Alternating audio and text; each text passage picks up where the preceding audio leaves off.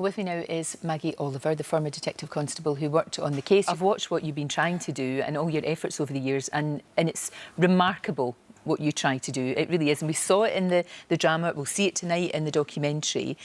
And for you, I mean, reliving all of that and going through all of that, I don't know how... That must have been quite hard for you, I would imagine. It still churns me up. Yeah. There are some things on the TV, Lorraine, that I just can't watch. But I have done my very best to get this message out into the public arena, that... And actually, this isn't just about 3 girls. I think 3 girls hit a note and people throughout the country watched it and are horrified. Why was it made so difficult for you to get justice for these girls? I don't know. For me, this isn't just a problem for Greater Manchester Police and Rochdale. For me, this comes from the top, and the documentary takes the issue of the grooming and the on-street grooming back to like 2003, an Operation Augusta that was an identical job to Operation Span, but it was dropped, and we had, I think, 97 offenders on our database, and GMP dropped that job. Now, there were obviously the racial elements of the offenders and the victims. I think that was a big part of it. So we know that most of the offenders, the majority of them were from Pakistan. Yeah, they're Pakistani. the vast majority. Vast majority were. And you think that this must have played a part in that? But this is bizarre. Why? What on earth were they thinking? I mean, you know, a criminal's a criminal. A criminal is a criminal, and the laws are there to prosecute rapists. Any difference at all? No, but it did. What were they scared of then?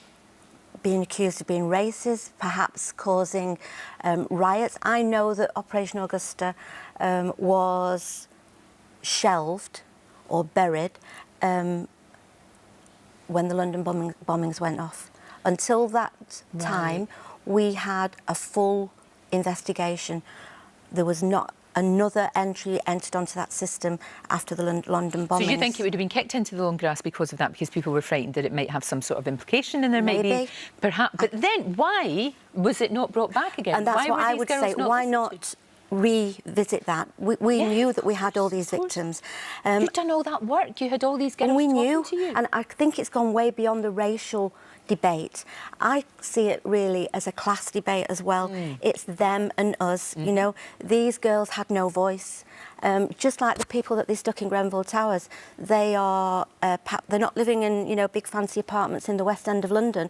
So those in positions of authority, they have got an attitude and an arrogance that they can do what they like. It must make you so angry. It just upsets me. It breaks my heart. But at the end of the day, and Hillsborough, you know, I draw it to Hillsborough. Yep. It's taken 30 years for those families to bring accountability to those who lied. The other thing that I would enter into the debate is that in law, if a victim perceives an offence as being racially aggravated, then it is a racially aggravated offence. Now, but nobody was charged with any racially aggravated offences.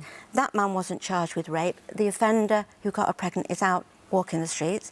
If that was my son who had got a 12-year-old child pregnant, I feel sure that he would have been charged with rape.